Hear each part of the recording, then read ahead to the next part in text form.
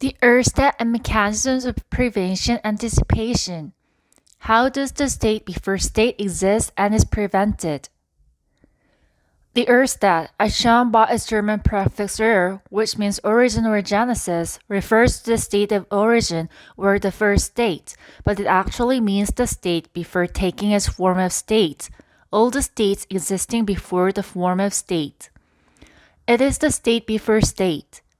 Another inscription on a piece of parchment that has not been completely erased shows the relationship between the Urstaat as an origin and the specific form of state. This concept first appears in Anti-Oedipus and is further elaborated in the two Plateaus of 1000 Plateaus, where war machine and imperatives of capture are addressed. The concept of Urstaat changes considerably between these two books, and it is the concept of mechanisms of prevention anticipation that triggers this change. The concept of Urstaat is the one that Nietzsche's idea, presented in On the Genealogy of Morality, is developed, contrasting it with various arguments on the origin of state. Those who come suddenly and overwhelmingly like lightning, as if by fate, with no reason, deliberation, or excuse, those who make the first break, constructing a ruling formation through the enormous amount of terrifying violence that vanishes freedom. Nietzsche thinks those are exactly the founders of the state. However, if this is a break and foundation, shouldn't we assume a certain preceding condition without the state? This question seems logically reasonable. For that, there must already be such a per-state society without the state. It must be explained for what reason and through what path the state arose from the condition without the state. There have already been several explanations on the origin of the state. Guattari mentioned three arguments. Those three are: the state arose from the private ownership of the surplus produce caused by the growth of productive forces. The state is for performing the public functions such as irrigation. The state is for protecting against external aggression. They say that all three arguments are found in angles, which means that they are not antithetical to each other, but rather account for the diversity of paths to the formation of the ruling system. However, as will be mentioned again in detail, first, the reason primitive societies did not produce more surplus than necessary was because they had no need to produce surplus, not because the productivity was law. In other words, neither ownership, nor the state, nor the surplus that supports the state arise from spontaneous growth. Second, public functions do not arise from the agreement of private individuals because they sometimes run counter to or require the sacrifice of the private interest. And the execution of such functions already presupposes an organized state. Third, defense or war against external aggression also presupposes people or organizations capable of carrying it out. Even when the farmers form a defense mechanism, as in the spontaneity imagination of the movies The Seven Samurai, there must already be separate samurai capable of waging war, not to mention the real state as an organized armed force. For any reason, the state must exist from the beginning in any society where a state exists. This is for that surplus production does not give rise to the state, but that the state imposes surplus to be produced, and that the state mobilizes people for the organization or violence. These are the facts why the Guattari proposed the concept of the Urstaat. It is not the state that presupposes the development of production capacity or the evolution of the mode of production. Quite the opposite. It is the state that makes production a mode. It is not that the spontaneous surplus gives rise to the mode of production of the surplus, and this mode of production invents the state, but that the state invents the mode of production that produces the surplus. They call this process capture that compels the production of surplus, which is to be appropriated by the state. The state is defined through this process of capture. In this sense, Urstaat is a virtual factor field that makes people produce or survive in a particular mode rather than an actualized state with a concrete organizational form. The potential of the field is ever present before a state, and this causes a concrete state to emerge depending on the condition.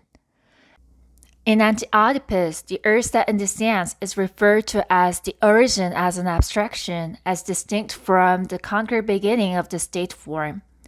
It is the generative power causing people to adopt a mode of production to produce the surplus to be dedicated to the state before the products needed for living that enables a concrete state form to begin under the conditions of the time, which is explained by the word the oblivion and return. In other words, the oblivion origin that always already exists returns to the beginning of concrete state forms such as ancient city-states or feudal states. This operation mode of Urstaat is best exemplified by Asiatic despotism, which unites parts functioning for the irrigation or territorial defense apparatus, etc., into a single collective formation, not to mention individual producers or communities. This is referred to as the Urstaat as the origin, the eternal model of everything the state wants to be and desires. This concept, which corresponds to Asiatic production, was originally proposed by the Marxists who sought to make up the law of history, but was excluded from history on the reason that there was no moment of transition to another mode of production. On the contrary, in Anti-Oedipus, the Guattari say that it is not a state form but a formation that all state societies are based, and that it is not a particular historical form but the horizon that underlies all histories. It is the origin from which the concrete form of the state comes, and that all historical forms are constituted. It was Wittfogel who dug into this concept, which was killed by the denunciations from the socialists. This was because it was implied that the socialist state was also within this horizon of the state. But if in this idea everything is within the power of the state, a kind of transcendence is placed at the base of history or society. The Guattari say that there is, of course, a desire to escape from the state, in contrast to the transcendence of the state. Such a desire gave rise to the attempt to escape from the Urstaat, such as the Asiatic despotism, which in turn led to the birth of other state forms. However, even with this said, it is difficult to escape from the critic that the state is transcendent and that all societies are inside the state. Instead, in 1,000 Pleiades, they mention a society without a state, or the outside of the state, along with the Urstaat that exists from the beginning, at the same time, which are the war machine aside the state apparatus, and the primitive society that anticipates the formation of the state in the way that sets in motion the mechanism to prevent it. While the former draws from the study of nomads as contrasted with sedentaries, the latter draws on pure clusters study, which can be summarized as society against the state. Instead of the oblivion and return of the Urstaat, the concept of prevention and anticipation of the state power now holds the key position in the explanation of the state apparatus. This concept is the result of the positive development of pure class stress idea in society against the state, that the state formation was prevented through a mysterious hunch of something not yet in existence. To this end, they introduce a new concept of causality, a fact that creates cause, instead of the simple concept of causality, that a preceding cause produces an ensuing effect. This is the concept of inverse causality, the fact that is the cause of the cause. The fact is something that makes the cause the cause. In quantum physics, for example, the trajectory of an elementary particle exists simultaneously in different paths depending on its probability before it is measured. But the moment it is measured, it is determined to be the trajectory toward the measured outcome as if it already has been. The result of measurement makes the cause it produces if the cause. In short, before prevention, the state exists simultaneously in a virtual state that may or may not exist, but prevention determines that the state was on the path to existence. Therefore, the act of prevention makes to have anticipated the state on the path to existence possible. The state that exists simultaneously in both virtual stochastic states on different paths before the actual occurrence is the Urstaat.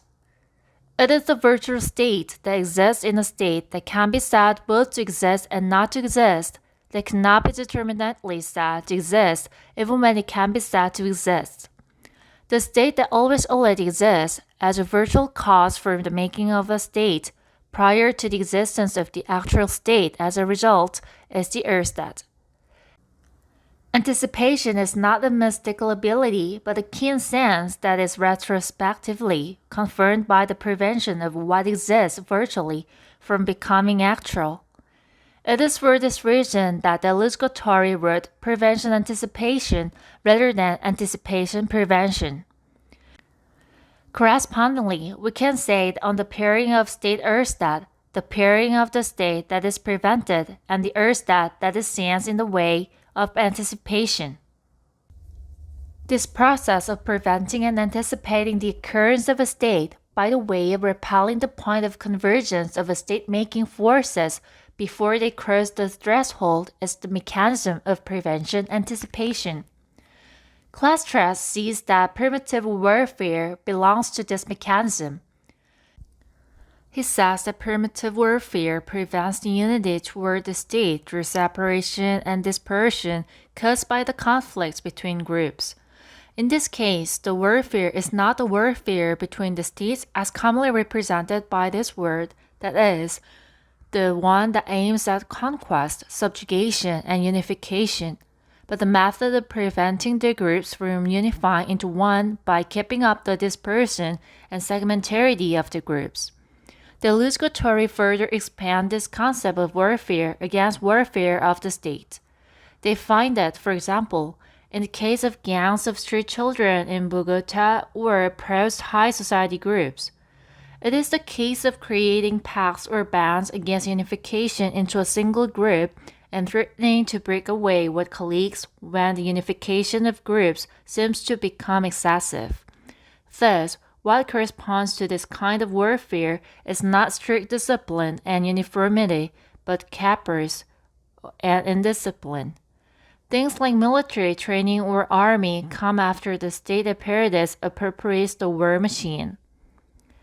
Class stress also cites the artificial dispersion of excessive population as an example of mechanism of prevention anticipation. As the population grows and the group becomes larger, it is likely for a power to arise to unite and lead them. It was the case when the Tupi-Guarani people formed a massive tribe through population growth at the time of the Europeans' arrival in the 15th and 16th centuries. As a result, the chief, who originally had only popularity or prestige, now begins to have power that cannot be replaced by the will of the people. Then shamans who claimed to be prophets appeared and took people with them to find a land with it witness, saying that society will collapse. Anticipating the emergence of the state power resulting from the group expansion, they prevented the formation of the state power by dispersing the population. This kind of prevention anticipation mechanism can also be seen in Marcel Mauss's essay Solidon. Potlatch is a mechanism that prevents the concentration of wealth. Even when the surplus is not the intention of production, it can occur for one reason or another. When accumulated, even the surplus can become property and be used in ways other than direct means of survival. This is because it has the surplus value of code. Moreover, the accumulated property becomes a resource for political power, which in turn creates a feedback cycle that increases the accumulation of property. This will also become a power that people dare not think of removing. The potlatch can be said to be a mechanism that anticipates the state power in that it is a ritual for regular destruction and consumption of wealth to prevent the occurrence of the state power. Moss also sees this as a war. The potlatch is a war of killing wealth. The Shimshin and Tlingit are said to use the word meaning killing wealth when referring to potlatch. The Urstaat coexists with the mechanism that prevents state formation. Because of the existence of the Urstaat that operates in an unactualized state of unactualization, there exists a mechanism that prevents and anticipates it. Everything is not of the state precisely because there have been states always and everywhere. This is what it means to say that there has always been a state, quite perfect, quite complete, despite the fact that there is a society in which the state does not visibly exist. But when does the state actually come into existence? It is through the artificial production and capture of the surplus. There is no reason to produce the surplus in the society where all they need is the fulfillment of survival needs. In the primitive society, there is usually refusal or even prohibition on surplus production. The surplus is produced artificially regardless of natural needs, that is, by coercion. This requires stock separate from what is needed for survival. Cultivation presupposes the stock of seeds irrelevant to the direct consumption. Pastoralism also presupposes the stock of domesticated animals free from direct predation. Once such stock takes place, greater animal is now produced for the purpose of surplus, for the purpose of the stock of surplus. The surplus thus produced, although produced directly by the producer, is appropriated by the person who provided the stock, that is, the owner of the stock, because it resulted from the stock. It is referred to as capture because the surplus is not appropriated by the producer but by the owner. As the ownership of the stock becomes a reason for the appropriation of the surplus products, everything needed for production becomes to be part of the stock. The land, for example, now changes to become the stock that enables the production of surplus, even though it is not something produced by someone or stocked separately. It is considered to have been the property of those who impose the production of surplus. It is when the production of surplus by the stock and its capture come into play in this way that the state appears. The god of agriculture, who oversees the wind and rain and is said to arrive with seeds and teach humans how to cultivate, is found in many myths. Founding myths that the state power arose through such origins are very common. It is also a mystical explanation as to why all land or property belonged to them in the first place. And added to that is the fact that thanks to them, the production now becomes much more effective and excellent compared with the previous production methods such as gathering or hunting. This is how the twofold capture apparatuses of monopoly and comparison appear. Without God, how can the first stock be explained? The first stock was probably seeds or crops acquired by chance that were far removed from eating, or animals unconnected with the purpose of predation. With the selection and breeding of these crops or animals for purposes other than survival needs, the production of surplus began by chance. As the surplus unrelated to eating is produced like this, organizations and apparatuses that uses this are created. And by forcing people to cultivate and raise livestock through mobilizing this, created is a new production method that captures the surplus resulting from it. In short, the state came not out of the surplus resulting from the expansion of production for necessity, but began by the accumulation of what was far removed from it and the construction apparatus of capture through it. The state is established directly in the milieu of hunter-gatherers having no prior agriculture or meteorology, and it is the state that creates agriculture, animal raising, and metallurgy. It is not the country that progressively creates the town, but the town that creates the country. As this stock surplus grows, it now makes possible public works such as irrigation or the construction of armed organizations. Of course, this is a work for capture and an imperative to impose a production for capture, but in the system of surplus production that already began, this is seen as an essential function for production and survival. And through such a function, the state comes to be regarded as natural and inevitable. The occurrence of stock unrelated to survival and the formation of separate functions and apparatuses stemming from the group expansion are fully possible in a self-sufficient production society itself. In fact, it can be said to be the tendency that always already exists virtually as a rule. This is what it means to say that the Urstaat already exists before the state.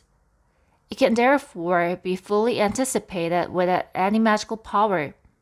The Urstaat exists from the beginning, but this does not mean that there is no society without the state. The non-state society coexists in the way of prevention anticipation with the state that has not yet appeared. If nomads are not unrelated to capture as it presupposes the stock of domesticated animals, according to Gryaznov, the oldest nomadism originated from the groups that not only were against the territory that prevented nomads, but also sought to get out of the apparatuses of capture even by giving up the itinerant raising of domesticated animals. The reason nomads invented the war machine was to cope with the capture apparatuses and the state, including this type of animal raising. Like this, movements within the state were as-sided that tend to abolish it, and many tendencies that pursue it coexist in perpetual interaction. Despite the mechanism of prevention anticipation, why wasn't the emergence of the state apparatus prevented? That is, because of the amount of power that can be aggregated through capture. This makes it possible for the state to make possible the undertaking the large-scale project, the constitution of surpluses, and the organization of the corresponding public functions. The state could conquer the primitive society and subsume it under the regime of capture because it could construct a massive apparatus through stock and capture. Of course, there were always wars against it and flows of people fleeing from it. The nomads who constructed the war machine sought to broaden the smooth space against the expanding states. This is well exemplified by young Jeongjin's dream of bringing the cities and states back to the steppes. This is why what comes to have the status opposed to the state apparatus of the capture apparatus is not the primitive society of the mechanism of prevention anticipation, but the nomadic society of the war machine.